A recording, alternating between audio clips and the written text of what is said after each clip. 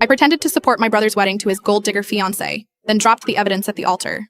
My brother Jake was always the golden child. Star athlete, honor roll student, first to graduate college. When he brought Meredith home for Christmas, my parents practically started planning the wedding before dessert was served. "She's perfect for him," Mom gushed, watching Meredith laugh at Dad's terrible jokes. "Finally, someone who appreciates what a catch he is." I wanted to believe it. Jake deserved happiness after his messy divorce from Sarah, who'd cleaned out their joint accounts and disappeared with her yoga instructor. He'd spent 2 years rebuilding his life, working 16-hour days and avoiding relationships entirely. When he finally started dating again, we were all desperate for him to find someone genuine. But something felt wrong about Meredith from day one. She was beautiful, charming, and said all the right things. Too right, like she'd rehearsed every conversation. When Jake left the room to grab drinks, her smile would drop for just a second before snapping back into place. She'd study family photos on our mantle with an intensity that made my skin crawl, asking detailed questions about every face. "Who's this distinguished gentleman?" she'd ask, pointing to our grandfather's portrait. "He looks so successful." The red flags started small, but multiplied quickly. Meredith always had an excuse when the check came. "Oops, forgot my wallet again?" She'd order the most expensive item on the menu: lobster, aged steaks, premium cocktails, then claim she wasn't that hungry halfway through.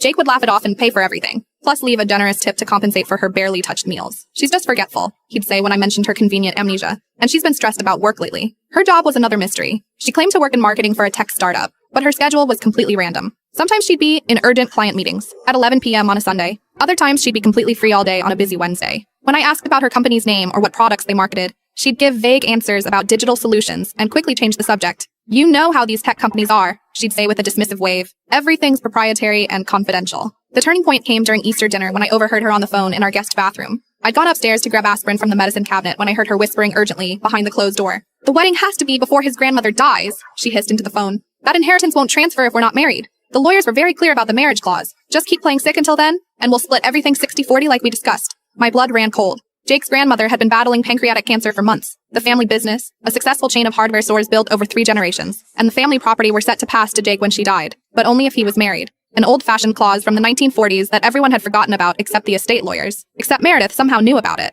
I pressed my ear to the door, my heart hammering as she continued. "I don't care what you have to do. Delay the diagnosis, lose the paperwork, give her the wrong medications, whatever keeps her alive until I get that ring on my finger. We need 6 more weeks minimum. Once we're married and the old lady croaks, I'll divorce him and we'll be set for life." The voice on the other end was muffled, but I heard enough to know this was planned, orchestrated. My brother was being systematically destroyed by someone he trusted completely. I started paying attention, really paying attention. When Jake's college friends visited for his birthday party, Meredith would disappear with sudden, debilitating migraines that required dark rooms and complete silence. But I caught her researching his social media from the guest room, memorizing details about people she'd supposedly never met. She had spiral notebooks filled with information, inside jokes, shared memories, embarrassing college stories, career details, everything she'd need to seem like the perfect girlfriend who just happened to miss meeting his closest friends due to her chronic health issues. I couldn't fit what happens next in this short video. Watch the rest down